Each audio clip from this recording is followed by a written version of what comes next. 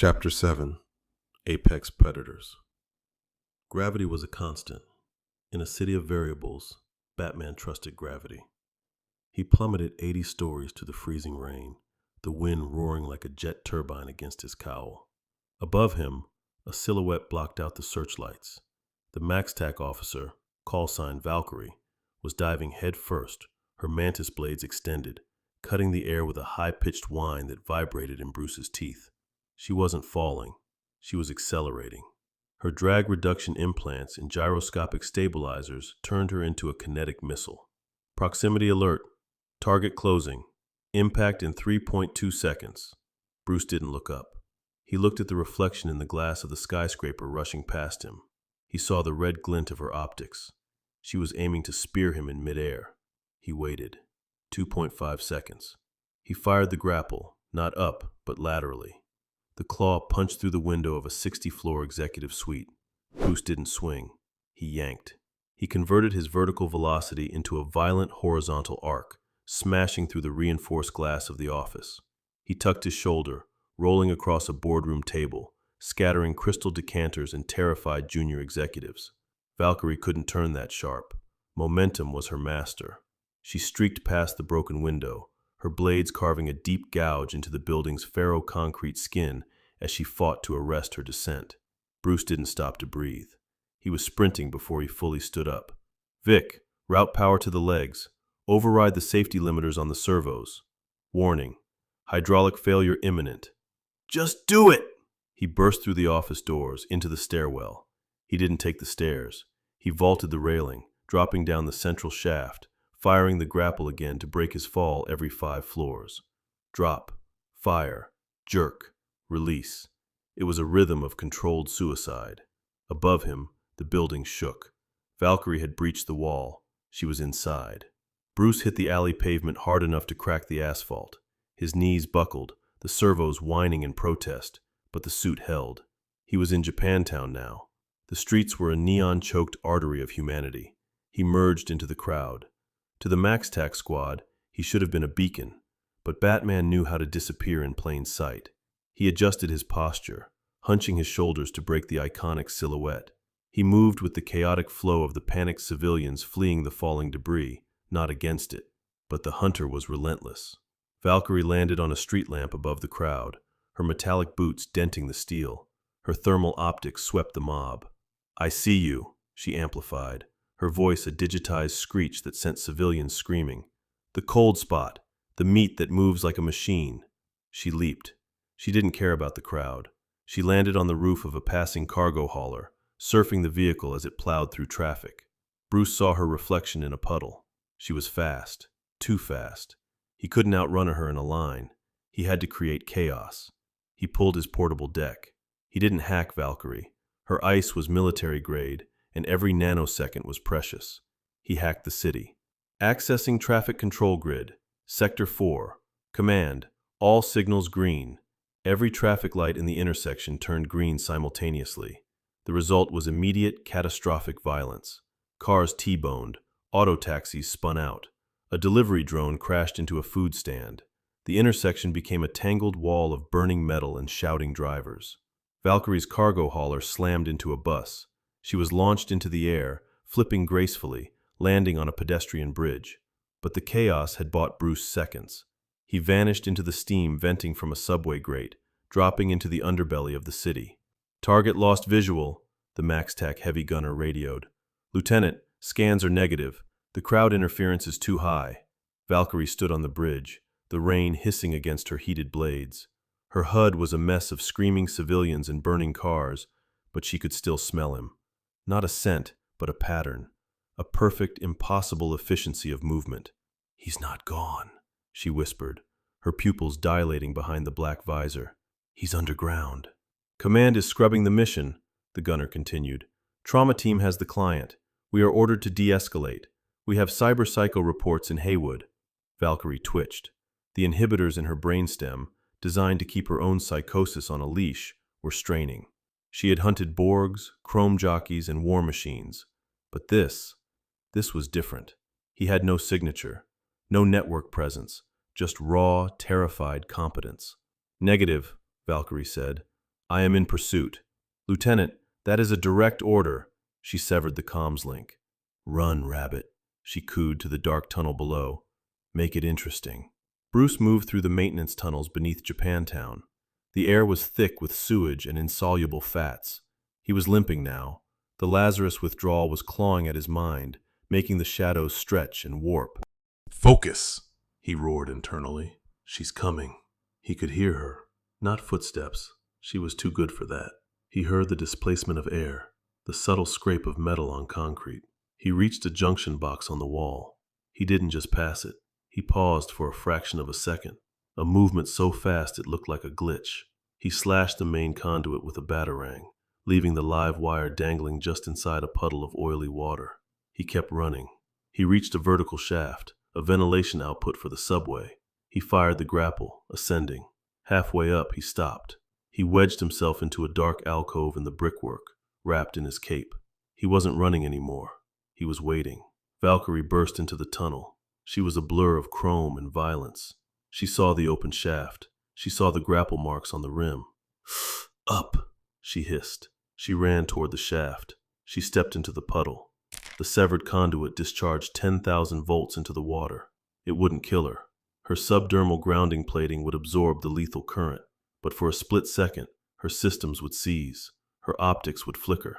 Valkyrie stiffened, a snarl of rage ripping from her throat as the electricity arced over her armor. She rebooted in 2 seconds. Cheap trick! Ah! She screamed, launching herself up the shaft. She crested the top, bursting out onto the roof of an abandoned textile factory. She scanned the roof. Empty. Where are you? She roared, her blades extending to their maximum length. She was vibrating with adrenaline, the dopamine rush of the hunt overriding her logic. A shadow detached itself from the water tower behind her. Here, she spun.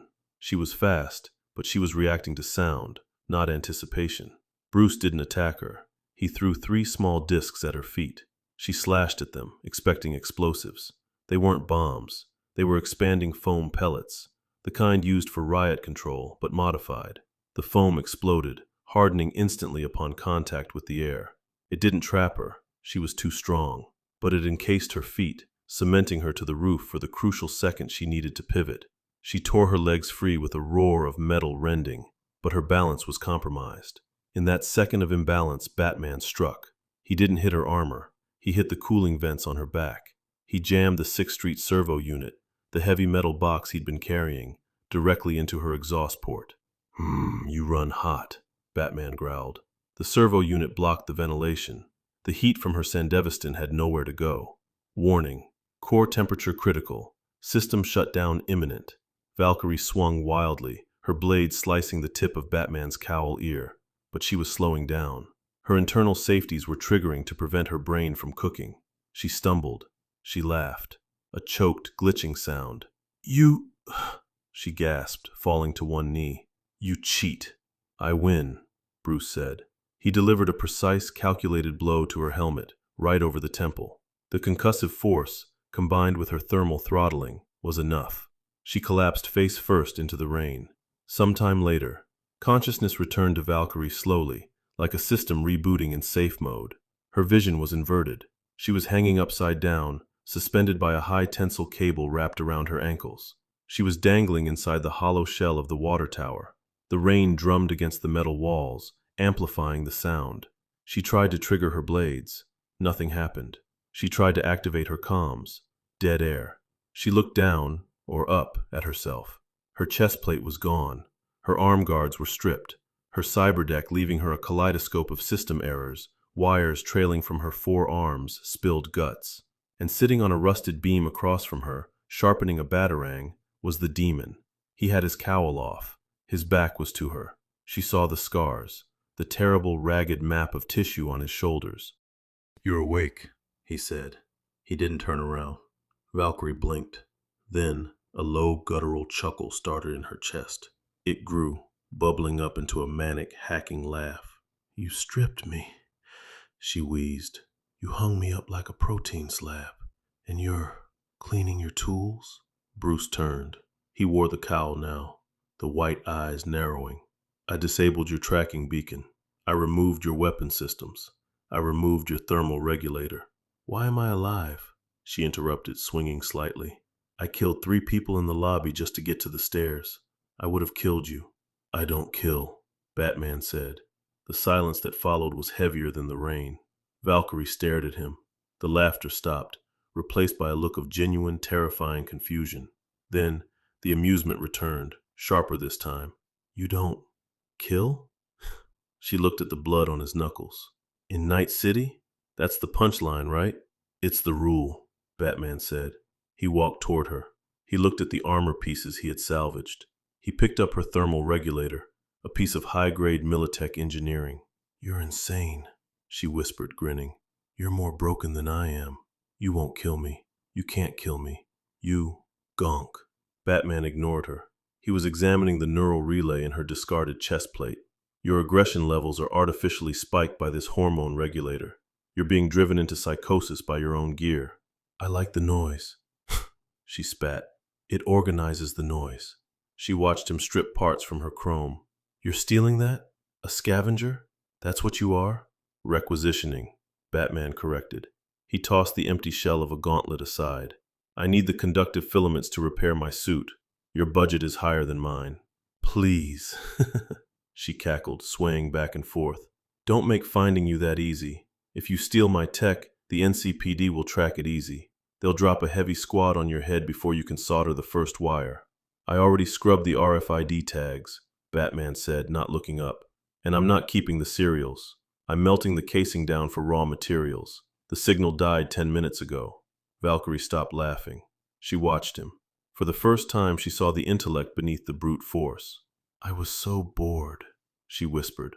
Her voice had a sing-song quality now, the madness leaking through. Hunting cyber psychos. It's just cleanup. Point and shoot. But you plan.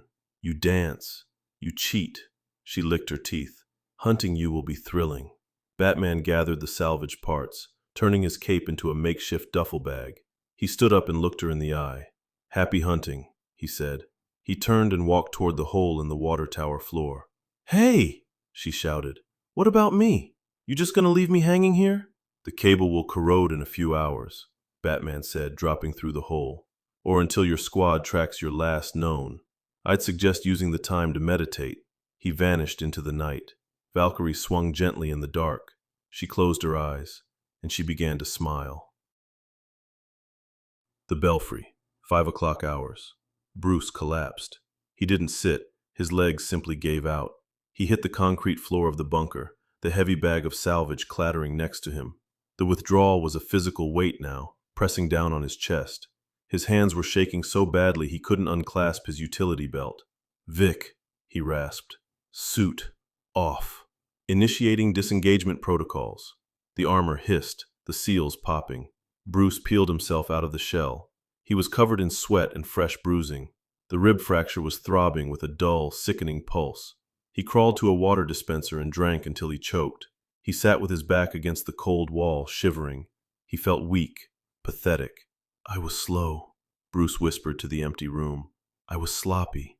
The grapple angle was off by 3 degrees. I let her get too close. Assessment. Incorrect, Victor's voice echoed. You engaged a MaxTac lieutenant with compromised gear and reduced biological capacity. You achieved the objective. You survived. Survival isn't the standard, Bruce snapped. Excellence is. He looked at the bag of loot, the MaxTac armor, the 6th Street prototype. He dragged the bag toward him.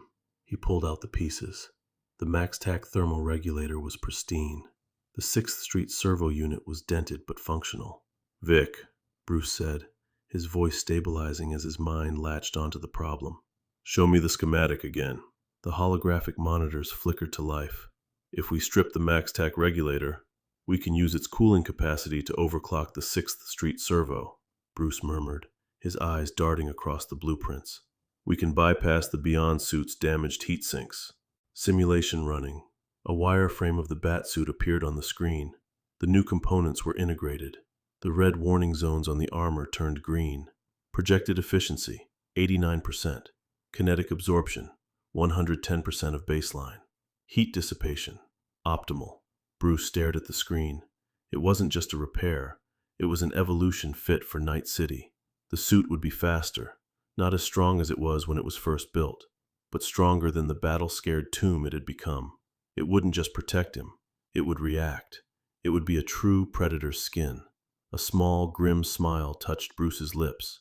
The pain was still there, the Lazarus hunger gnawing at his gut, but the engineer in him was satisfied. "We get to work," Bruce said, reaching for the soldering iron. He wasn't the Batman of the Justice League anymore. He wasn't the billionaire savior. He was a scavenger, a ghost, a demon who hung monsters from water towers, and he was just getting started. Chapter 8: The Chemistry of Survival. The screens in the belfry were a kaleidoscope of lies. Bruce sat in the dark, the blue light of the monitors reflecting off the sheen of sweat that coated his bare chest. He was shivering, despite the bunker's ambient temperature hovering at a steady 65 degrees. He watched the city lie to itself. Channel 54 News. Minor structural damage to the Nightcore Logistics Facility in North Oak following a localized seismic tremor. Spokespersons deny rumors of a terror attack. NCPD dispatch log encrypted. Incident report 99 Zulu. Max TAC deployment inconclusive. Target designation cyberpsycho. Class unknown. Suspect utilized military-grade optical camouflage and unauthorized movement tech. High-grade hallucinations reported by responding officers. Street feed, NC Netrunners. Saw the vid before it got scrubbed. Choom wasn't a psycho. He moved too clean. Preem chrome. Just pure fluid violence. Swear gonk 0 to max TAC unit. Bruce closed his eyes. The withdrawal was a physical entity now, a parasite coiling around his spine. It wasn't just pain, it was a fundamental rejection of his own biology. His nerve endings felt like they were being stripped of insulation. He picked up the soldering iron. His hand trembled, a violent, rhythmic spasm. He tried to steady it against the edge of the workbench, aiming for the delicate circuitry of the 6th Street servo unit he was integrating into the suit's knee joint. The iron slipped, hitting the metal casing. Bruce gritted his teeth, his jaw muscles bunching. Again. He reached out. This time, the seizure didn't just shake his hand, it claimed him. It started in his lower back, a lightning strike of agony that arched his spine. His muscles locked rigid. He fell from the stool, hitting the concrete floor with a sickening thud. He couldn't breathe. His diaphragm was paralyzed in a tetanic spasm. Foam gathered at the corners of his mouth as his vision tunneled into a pinpoint of red static. He was conscious for all of it. He felt every tendon straining to snap his own bones. He felt the terrifying silence of his own heart pausing, skipping beats, struggling to pump sludge through veins that were screaming for the Lazarus compound. It lasted 45 seconds. It felt like an hour. When the seizure broke, Bruce gasped, sucking in air that tasted like copper. He lay on the cold floor, his body limp, sweat pooling around him. Medical alert. Cardiac arrhythmia detected. Victor's voice filled the room, calm and terrifyingly clinical. Cortisol levels, undetectable. Adrenaline production, 2% of baseline. Endocrine system failure imminent. "I'm fine," Bruce whispered, the words slurred. He tried to push himself up. His arms shook like wet paper. "You are not fine, Bruce. You are dying." "I've died before. Not like this. This is not trauma. This is atrophy." A holographic chart appeared in the air above Bruce, projecting down from the ceiling mounts. It showed a human nervous system, glowing angry red. The Lazarus compound did not merely accelerate healing, Victor explained. It replaced the biological necessity for it. For decades, the compound has acted as an artificial pituitary and adrenal system. Your body has stopped producing the hormones required to manage stress and injury. Bruce managed to sit up, leaning heavily against the workbench. He wiped the foam from his lip. "So I force it to restart. I train it." "Biology does not work on willpower alone," Victor countered. "Without the compound, your autonomic nervous system cannot regulate shock. The next time you enter combat, or even sustain a minor injury, your heart will stop. Not from damage, but from confusion.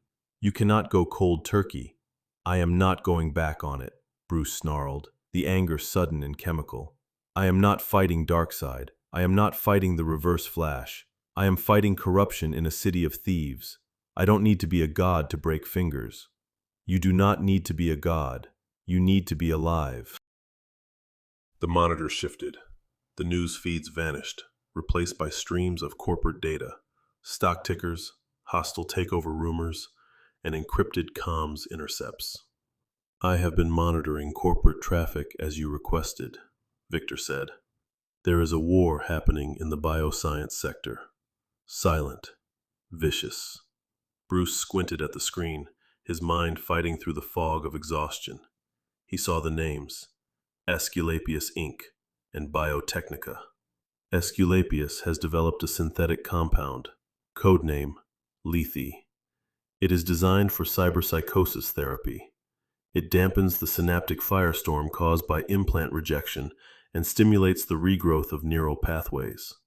A sedative? Bruce asked. No, a regulator. Look at the chemical composition. Bruce dragged himself into the chair. He magnified the stolen formula Victor had intercepted. He broke down the molecular chains. His eyes widened. It wasn't Lazarus, but the base protein structure, the delivery mechanism. It was dangerously close. It was a stabilizer. It mimics the binding agent of the Lazarus serum, Bruce murmured. It doesn't grant immortality.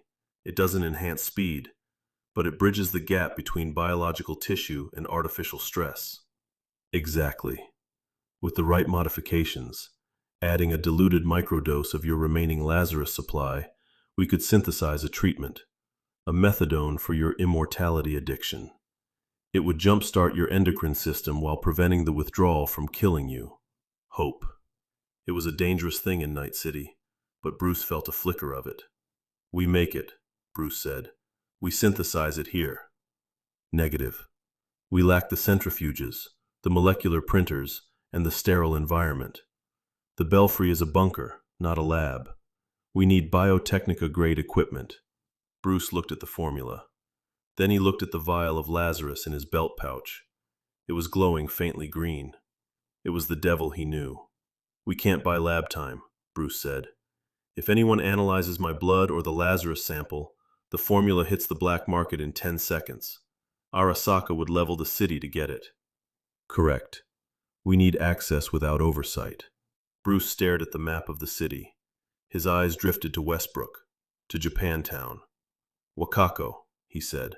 The fixer has posted a new request on the darknet. She is looking for a specialist.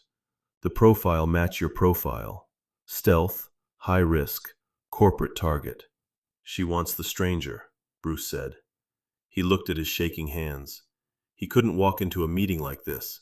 He couldn't negotiate from a position of weakness. He needed to be steady. He needed to be terrifying.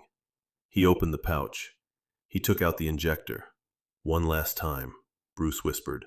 To heal, not to enhance. Recommended dose, 2 milligrams. Sufficient to stabilize tremors and repair the rib fracture. Bruce dialed the injector. He pressed it against his neck.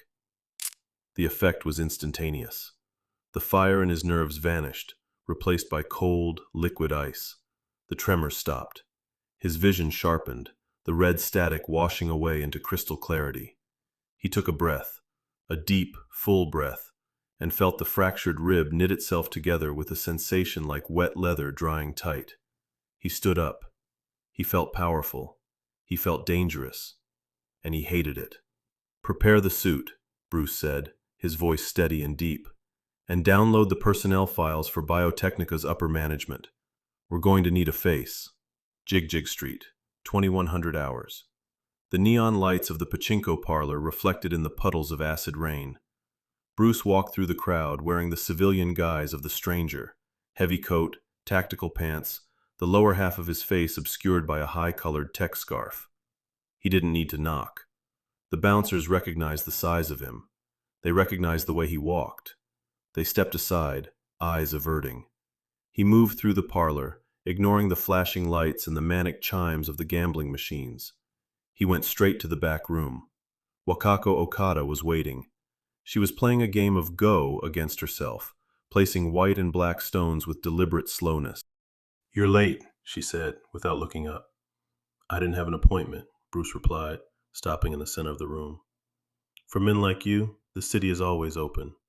Wakako placed a black stone. And for men like you, trouble follows like a stray dog.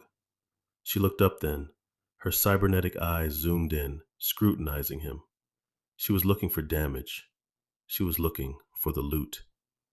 My client, Wakako said softly, was very pleased with the extraction of the 6th Street data. However, he was confused. The inventory list included a prototype servo unit. It seems to have been misplaced during transit. Bruce didn't blink.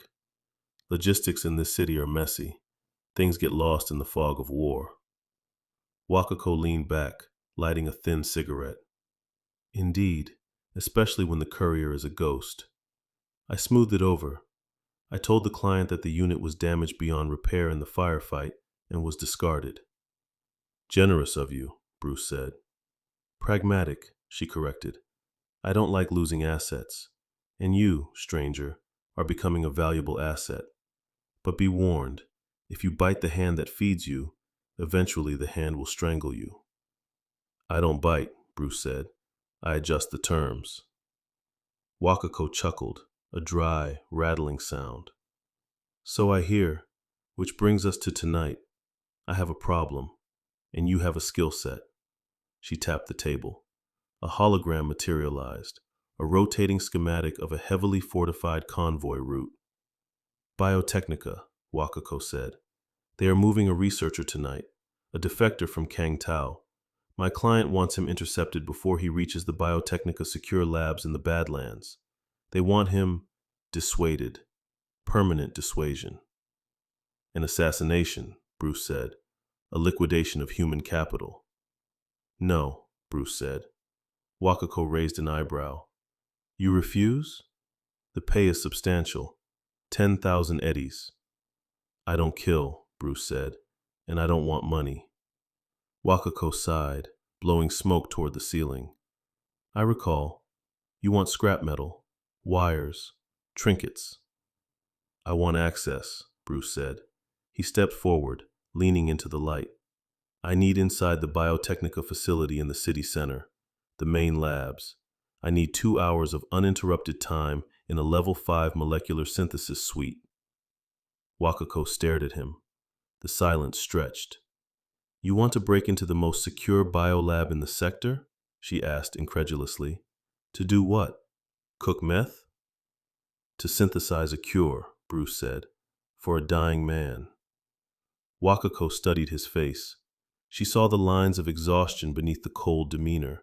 She saw the desperation he was trying to hide. You are a complicated tool, stranger, she mused. You refuse to kill a defector, but you asked me to help you commit corporate espionage that could start a war. She tapped her chin. Her eyes flashed with internal data scrolling. Access to the facility is impossible physically. The security grid is DNA locked. However, she smiled, a predatory expression. There is a vacancy. Explain. A high-level project lead at Biotechnica, Dr. Aris Thorne. He has been absent for 3 days. A personal tragedy involving a gambling debt and some unhappy tiger claws. His body has not been found, and Biotechnica has not yet scrubbed his clearance, hoping he will return. She looked at Bruce. I can have my netrunner scrub his biometric data from the employee file and overlay yours. It's a dirty hack. It won't hold up to a deep scan, and it won't last more than a single shift, but it will get you through the front door. And the price? Bruce asked. You do the job, Wakako said, but since you are squeamish about wet work, we alter the terms. I don't need the defector dead. I need him gone. If you can extract him from the convoy and deliver him to me alive, I can sell him back to Kang Tao myself. Double the profit. Bruce calculated. A convoy interception, non-lethal extraction, in exchange for the lab time he needed to save his own life. Done, Bruce said. Excellent, Wakako said, reaching for her datapad. The convoy leaves the Badlands border at 0200. I will have the forged credentials ready by the time you... She looked up. The room was empty. The smoke from her cigarette was still drifting in the air where he had been standing. The door hadn't opened. The bead curtains hadn't rustled. Wakako stared at the empty space. A shiver went down her spine, a rare feeling for a woman who had survived 50 years of night city politics. "How does he do that?" she whispered to the smoke. The belfry, 2300 hours. Bruce stood in front of the mirror in the makeshift locker room. The suit, the Batman, was waiting. He looked at the reflection. The stranger was a mask. Bruce Wayne was a mask. But the sickness, that was real. "Received," Victor announced. "Identity, Dr. Eris Thorne. Clearance, level 5. The forge is crude, but I can bolster it with real-time spoofing once we are inside the local network." "Good," Bruce said. He picked up the cowl. The Lazarus shot was humming in his veins, making him feel invincible. But he knew it was a lie. It was the last sunset before the long night. He had to secure the defector. Then he had to break into Biotechnica. Then he had to cure himself. If he failed at any step, he was dead. "Let's go to work, Vic." He slid the cowl on. The white eyes flared. The tremors were gone. For now.